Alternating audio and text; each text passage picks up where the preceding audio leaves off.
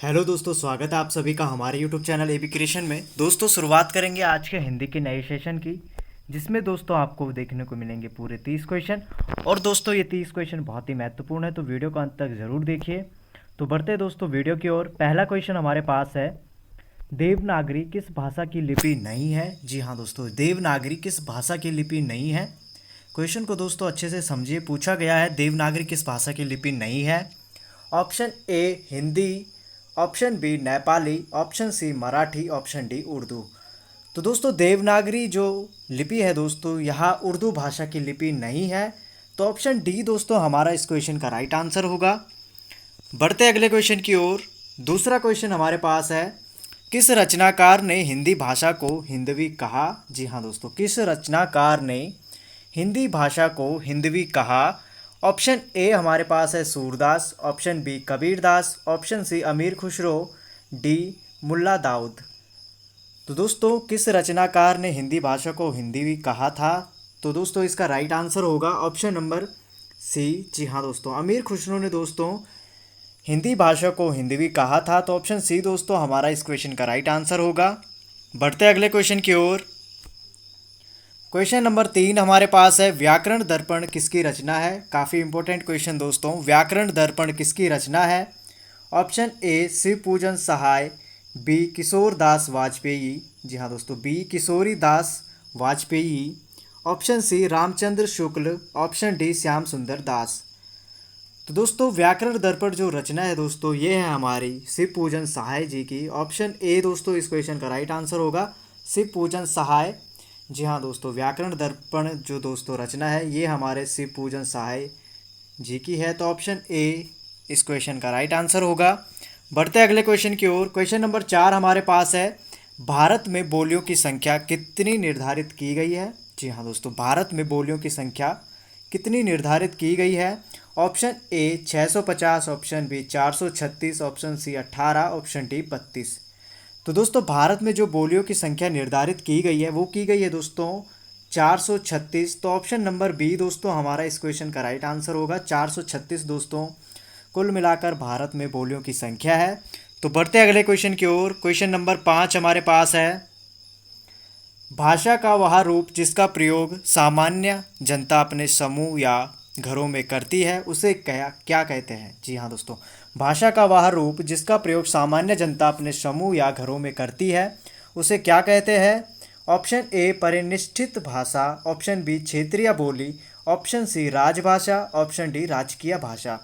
तो दोस्तों भाषा का वह रूप जिसका प्रयोग सामान्य जनता अपने समूह या घरों में करती है उसे दोस्तों क्षेत्रीय बोली कहते हैं। तो ऑप्शन बी दोस्तों हमारा इस क्वेश्चन का राइट आंसर होगा, क्षेत्रीय बोली। तो बढ़ते अगले क्वेश्चन की ओर। क्वेश्चन नंबर 6 हमारे पास है, हिंदी शब्द का प्रयोग सर्वप्रथम किस भाषा की रचना में हुआ। काफ़ी इंपॉर्टेंट क्वेश्चन दोस्तों हमारे पास दिया गया है, हिंदी शब्द का प्रयोग सर्वप्रथम किस भाषा की रचना में हुआ। जी हाँ दोस्तों, option A Sanskrit, option B Pali, option C Prakrit, option D Farsi. तो दोस्तों हिंदी शब्द का प्रयोग सर्वप्रथम जो हुआ था दोस्तों, ये हुआ था दोस्तों हमारा फारसी भाषा में। ऑप्शन डी दोस्तों फारसी हमारा इस क्वेश्चन का राइट आंसर होगा। हिंदी शब्द का सर्वप्रथम प्रयोग दोस्तों फारसी भाषा में हुआ था। तो बढ़ते अगले क्वेश्चन की ओर। क्वेश्चन नंबर 7 हमारे पास है, अनुतान का संबंध है। जी हाँ दोस्तों, अनुतान का संबंध है।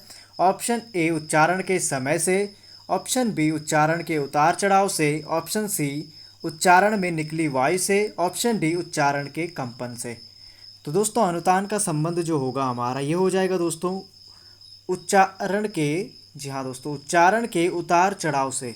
ऑप्शन बी दोस्तों इस क्वेश्चन का राइट आंसर होगा, अनुतान का संबंध दोस्तों उच्चारण के उतार चढ़ाव से होता है। तो ऑप्शन बी दोस्तों हमारा इस क्वेश्चन का राइट आंसर होगा। बढ़ते अगले क्वेश्चन की ओर। क्वेश्चन नंबर 8 हमारे पास है, ज्ञ को वर्णमाला में माना जाता है। जी हाँ दोस्तों, ऑप्शन ए संयुक्त व्यंजन, ऑप्शन बी द्विगुण व्यंजन, ऑप्शन सी स्वर, ऑप्शन डी व्यंजन। तो दोस्तों ज्ञ को वर्णमाला में माना जाता है दोस्तों संयुक्त व्यंजन। ऑप्शन ए दोस्तों हमारा इस क्वेश्चन का राइट आंसर होगा।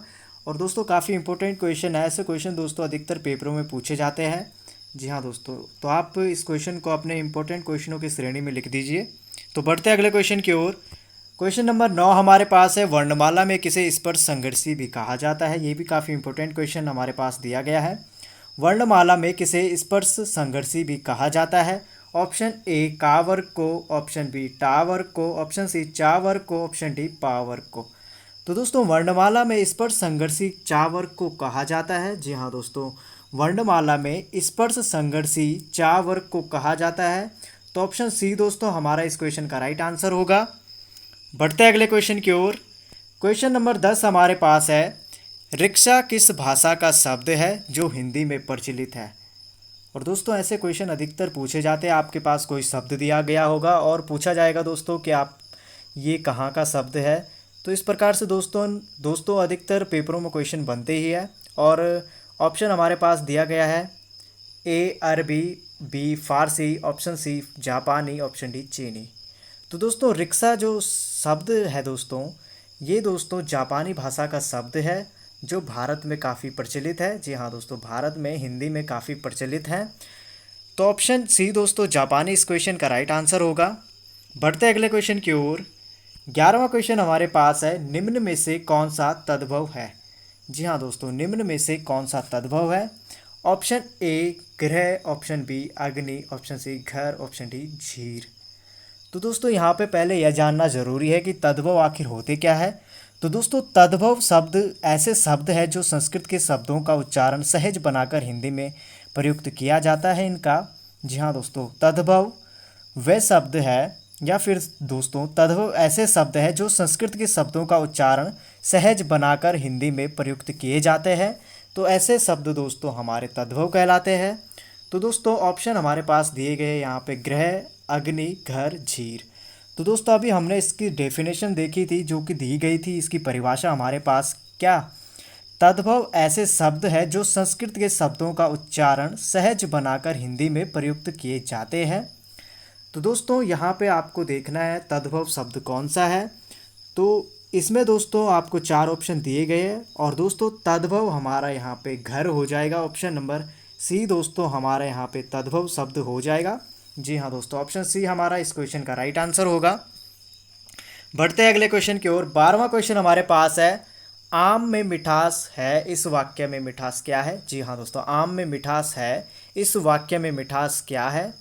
ऑप्शन ए भाववाचक संज्ञा, ऑप्शन बी व्यक्तिवाचक संज्ञा, ऑप्शन सी समूहवाचक संज्ञा, ऑप्शन डी द्रव्यवाचक संज्ञा। तो दोस्तों आम में मिठास है, इस वाक्य में मिठास शब्द जो है दोस्तों वो है हमारा भाववाचक। जी हाँ दोस्तों, भाववाचक संज्ञा। ऑप्शन ए दोस्तों हमारा इस क्वेश्चन का राइट आंसर होगा। मिठास से दोस्तों एक भाव प्रकट हो रहा है कि यह क्या है, मीठा है, तो इससे दोस्तों भाववाचक संज्ञा प्रकट हो रही है। तो ऑप्शन ए दोस्तों हमारा इस क्वेश्चन का राइट आंसर होगा। बढ़ते अगले क्वेश्चन की ओर। 13वां क्वेश्चन हमारे पास है, जिस शब्द की विशेषता बताई जाती है उसे कहते हैं। ऑप्शन ए विशेष्य, ऑप्शन बी विशेषण, ऑप्शन सी विधेय, ऑप्शन डी परिविशेषण। जी हाँ दोस्तों, हमारे पास 4 ऑप्शन दिए गए। ऑप्शन ए विशेष्य, ऑप्शन बी विशेषण, ऑप्शन सी विधेय, ऑप्शन डी प्रविशेषण। तो दोस्तों इस क्वेश्चन का जो राइट आंसर होगा, जिस शब्द की विशेषता बताई जाती है उसे दोस्तों विशेष्य कहते हैं। जी हाँ दोस्तों, जिस शब्द की विशेषता बताई जाती है उसे दोस्तों विशेष्य कहते हैं। तो ऑप्शन ए दोस्तों हमारा इस क्वेश्चन का राइट आंसर होगा। बढ़ते अगले क्वेश्चन की ओर। क्वेश्चन नंबर 14 हमारे पास है, दही शब्द क्या है। जी हाँ दोस्तों, दही शब्द क्या है। ऑप्शन ए पुल्लिंग, ऑप्शन बी स्त्रीलिंग, ऑप्शन सी नपुंसकलिंग, ऑप्शन डी उभयलिंग। तो दोस्तों दही शब्द यहाँ पे हमारा पुल्लिंग हो जाएगा। तो ऑप्शन ए दोस्तों इस क्वेश्चन का राइट आंसर होगा। इसी प्रकार के दोस्तों UK triple S UK PCS में दोस्तों आपसे लिंग से संबंधित क्वेश्चन पूछे जाते हैं और वो क्वेश्चन लगभग दोस्तों ऐसे ही दिए जाते हैं जो बिल्कुल समझ में नहीं आते। तो ऐसे क्वेश्चनों को जानने के लिए दोस्तों प्रैक्टिस करना बहुत ज़रूरी है। हमें अधिक से अधिक दोस्तों ऐसे शब्दों को ढूंढकर लिखना है और इनमें दोस्तों सही से इनका विश्लेषण करके उनको अपने नोट्स में शामिल करना है। क्योंकि दोस्तों अगर हम इनको लिख के मात्र ही अगर समझ पाते तो दोस्तों शायद 1 नंबर लाना बहुत ईजी हो जाता। तो इसके लिए दोस्तों आपको करना है, ऐसे बहुत सारे जो आपको लगते हैं इम्पोर्टेंट शब्द हैं उनको दोस्तों आपको अपने अलग से नोट्स बनाने हैं उन्हीं में से दोस्तों कोई ना कोई क्वेश्चन आपके पास जरूर आएगा। तो दोस्तों बढ़ते अगले क्वेश्चन की ओर। 15वां क्वेश्चन हमारे पास है, वह कार मेरी है इस वाक्य में कौन सा कारक है? ऑप्शन ए करण, बी संबंध, ऑप्शन सी संप्रदान, ऑप्शन डी अधिकरण। तो दोस्तों पूछा गया है वह कार मेरी है इस वाक्य में कारक कौन सा कारक है? तो दोस्तों कारक, जी हाँ दोस्तों कारक दिया गया है। तो दोस्तों कारक क्या होता है? संज्ञा तथा सर्वनाम के जिस रूप में उसका वाक्य के अन्य शब्दों के साथ संबंध सामने आता है तो उसे दोस्तों कारक कहते हैं। जी हाँ दोस्तों एक बार फिर से कह रहा हूँ, संज्ञा तथा सर्वनाम के जिस रूप में उसका वाक्य के अन्य शब्दों के साथ संबंध सामने आता है उसे दोस्तों कारक कहते हैं।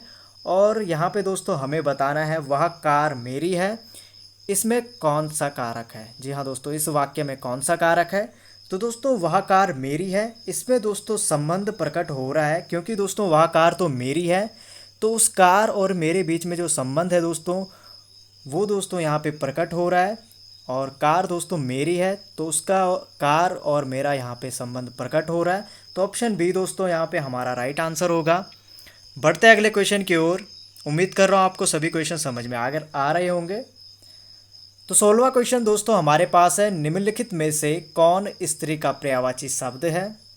काफ़ी इंपॉर्टेंट क्वेश्चन दोस्तों, निम्नलिखित में से कौन स्त्री का पर्यायवाची शब्द है? ऑप्शन ए कांता, बी वनिता, सी कामनी, डी उपरोक्त सभी। तो दोस्तों काफ़ी लोग इस क्वेश्चन का आंसर उपरोक्त सभी भी कर सकते हैं और काफ़ी लोगों को दोस्तों इसमें से कोई आंसर सही भी नज़र नहीं आ रहा होगा।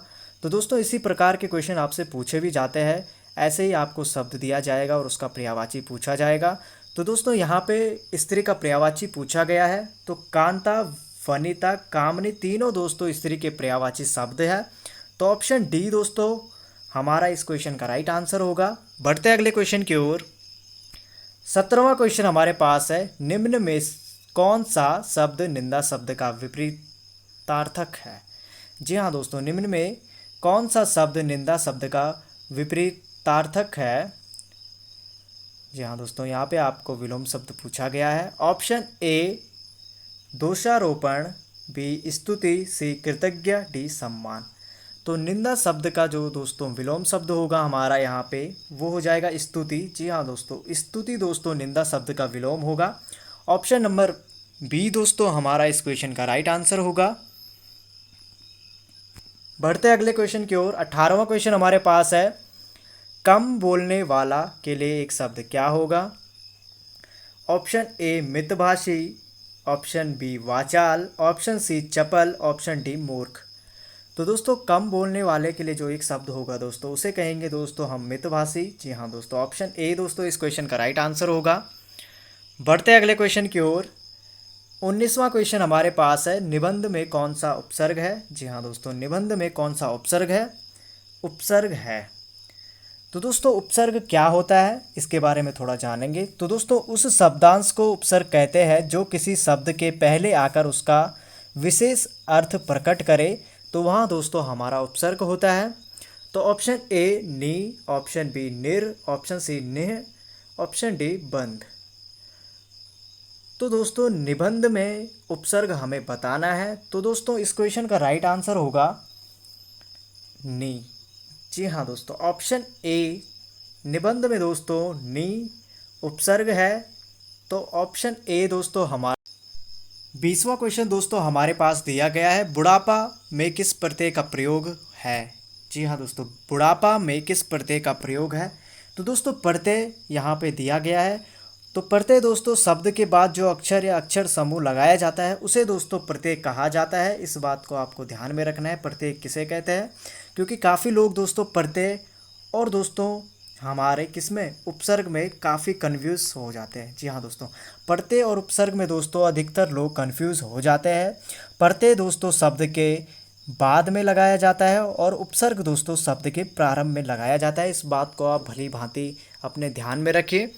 तो दोस्तों प्रत्यय शब्दों के बाद जो अक्षर या अक्षर समूह लगाया जाता है उसे प्रत्यय कहते हैं। तो हमारे पास दोस्तों बुढ़ापा में किस प्रत्यय का प्रयोग है क्वेश्चन दिया गया है। ऑप्शन ए आपा, बी पा, सी अप, डी यापा। तो दोस्तों बुढ़ापा में जो प्रत्यय होगा दोस्तों वो हो जाएगा ऑप्शन ए आपा। तो ऑप्शन ए दोस्तों हमारा इस क्वेश्चन का राइट आंसर होगा। बढ़ते अगले क्वेश्चन की ओर। 21वां क्वेश्चन हमारे पास है, मुट्ठी गर्म करना मुहावरे का अर्थ क्या होगा? ऑप्शन ए आग तापना, बी घूस देना, सी मुक्का लगाना, डी धाक जमाना। तो दोस्तों मुट्ठी गर्म करना मुहावरे का जो अर्थ होगा दोस्तों वो हो जाएगा घूस देना। जी हाँ दोस्तों, ऑप्शन बी दोस्तों इस क्वेश्चन का राइट आंसर होगा।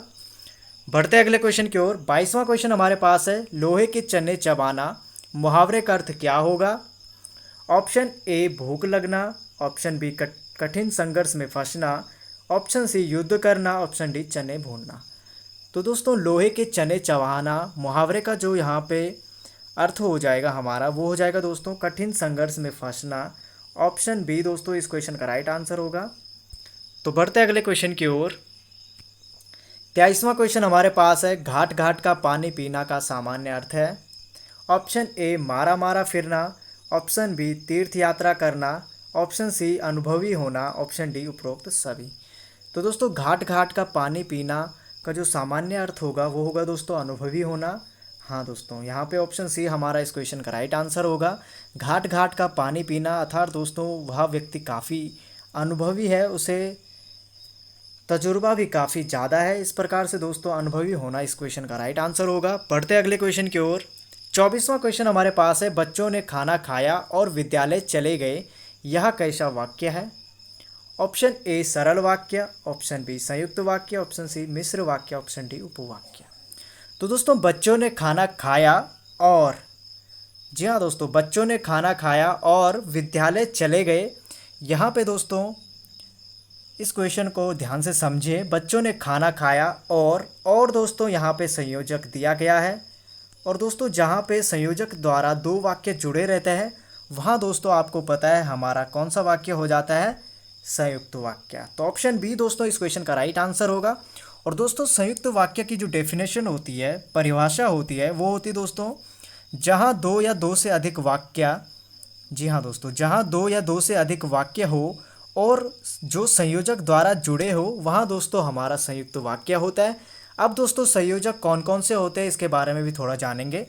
और जी हाँ दोस्तों, इस प्रकार से संयोजक होते हैं और, किंतु, एवं, तथा, परंतु, लेकिन और भी दोस्तों संयोजक होते हैं, पर ये कुछ महत्वपूर्ण है। तो बढ़ते अगले क्वेश्चन की ओर। 25वां क्वेश्चन हमारे पास है, उसने सोचा होगा किस प्रकार का वाक्य है?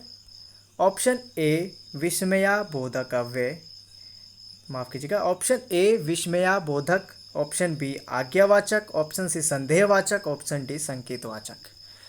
तो दोस्तों क्वेश्चन पूछा गया उसने सोचा होगा, तो दोस्तों यहाँ पे संकेतवाचक, जी हाँ दोस्तों संकेतवाचक दोस्तों यहाँ पे, माफ़ कीजिएगा, क्वेश्चन एक बार फिर से ध्यान से देखिए। उसने सोचा होगा, तो दोस्तों सोचा होगा यहाँ पे संदेहवाचक दोस्तों प्रकट हो रहा है, तो ये हमारा इस क्वेश्चन का राइट आंसर होगा। संदेहवाचक वाक्य दोस्तों ये हमारा है, तो ऑप्शन सी दोस्तों इस क्वेश्चन का राइट आंसर होगा। तो बढ़ते अगले क्वेश्चन की ओर। 26वां क्वेश्चन हमारे पास है, केशव दास ने किस तत्व को काव्य की आत्मा कहा? ऑप्शन ए अलंकार, ऑप्शन बी रस, ऑप्शन सी छंद, ऑप्शन डी मुहावरे। तो दोस्तों केशव दास ने किस तत्व को काव्य की आत्मा कहा? तो अलंकार को दोस्तों केशव दास ने तत्व की आत्मा कहा। तो ऑप्शन ए अलंकार, जी हाँ दोस्तों ऑप्शन ए अलंकार हमारा इस क्वेश्चन का राइट आंसर होगा। तो बढ़ते अगले क्वेश्चन की ओर। 27वां क्वेश्चन है, रसों के संचारी भाव की संख्या कितनी है? Option A 32, option B 23, option C 33, option D 43। तो दोस्तों रसों के संचारी भाव की संख्या जो है दोस्तों ये है हमारे यहाँ पे 33। ऑप्शन सी दोस्तों इस क्वेश्चन का राइट आंसर होगा। 33 दोस्तों संचारी भाव की संख्या है रसों की। तो बढ़ते अगले क्वेश्चन की ओर। 28वां क्वेश्चन दोस्तों, सूर्यकांत त्रिपाठी निराला ने किस पत्रिका का संपादन किया? काफ़ी इंपॉर्टेंट क्वेश्चन दोस्तों हमारे पास दिया गया है। सूर्यकांत त्रिपाठी निराला ने किस पत्रिका का संपादन किया? ऑप्शन ए मतवाला, ऑप्शन बी स्वतंत्र, ऑप्शन सी हंस, ऑप्शन डी उपरोक्त सभी। तो दोस्तों सूर्यकांत त्रिपाठी ने दोस्तों मतवाला पत्रिका का संपादन किया। तो ऑप्शन ए दोस्तों इस क्वेश्चन का राइट आंसर होगा। बढ़ते अगले क्वेश्चन की ओर। 29वां क्वेश्चन हमारे पास है, झांसी की रानी नामक लंबी कविता किसकी कृति है। काफ़ी इंपॉर्टेंट क्वेश्चन दोस्तों, और लगभग दोस्तों हर किसी को इसका आंसर आता ही होगा, क्योंकि दोस्तों बचपन में बहुत पढ़ा है। खूब लड़ी मर्दानी वा तो झांसी वाली रानी है, वही कविता की दोस्तों यहाँ पे बात की गई है। तो ऑप्शन हमारे पास दिया गया है Ramdhari Singh Dinkar, option B Makhanlal Chaturvedi, option C तो सुभद्रा कुमारी चौहान, ऑप्शन डी महादेवी वर्मा। तो दोस्तों सुभद्रा कुमारी चौहान, इस नाम को ध्यान में रखिए। इन्होंने ही दोस्तों झांसी की रानी नामक लंबी कविता लिखी है। तो ऑप्शन सी दोस्तों सुभद्रा कुमारी चौहान हमारा इस क्वेश्चन का राइट आंसर होगा। बढ़ते अगले क्वेश्चन की ओर। 30वां एवं आज का हमारा अंतिम क्वेश्चन है, बाण भट्ट, जी हाँ दोस्तों, बाण भट्ट की आत्मकथा किसकी रचना है। Option A Hazari Prasad Dwivedi, option B Bana Bhatt, option C Namvar Singh, option D Mudra Rakshasa. तो दोस्तों कई लोगों को यहाँ पे बाण भट्ट दिख रहा है, तो वो सीधे बिना देखे दोस्तों इसको राइट टिक कर देंगे। पर दोस्तों बाण भट्ट की आत्मकथा जो रचना है दोस्तों, ये हमारी है दोस्तों हजारी प्रसाद द्विवेदी जी की। जी हाँ दोस्तों, ऑप्शन ए दोस्तों इस क्वेश्चन का राइट आंसर होगा। तो इसी प्रकार दोस्तों हिंदी का यह सेशन यहीं पे समाप्त होता है। उम्मीद करता हूँ आपको सभी क्वेश्चनों के आंसर अच्छे से समझ में आ गए होंगे। अगर दोस्तों किसी भी क्वेश्चन में आपको डाउट नज़र आता है तो कमेंट बॉक्स में आप कमेंट करके हमें बता सकते हैं। और दोस्तों कमेंट करके ज़रूर बताइए आपके इन 30 क्वेश्चनों में से कितने क्वेश्चनों के आंसर आपके सही जा रहे हैं। तो फिर मिलेंगे दोस्तों आपको एक और नए सेशन में, तब तक के लिए दोस्तों थैंक यू।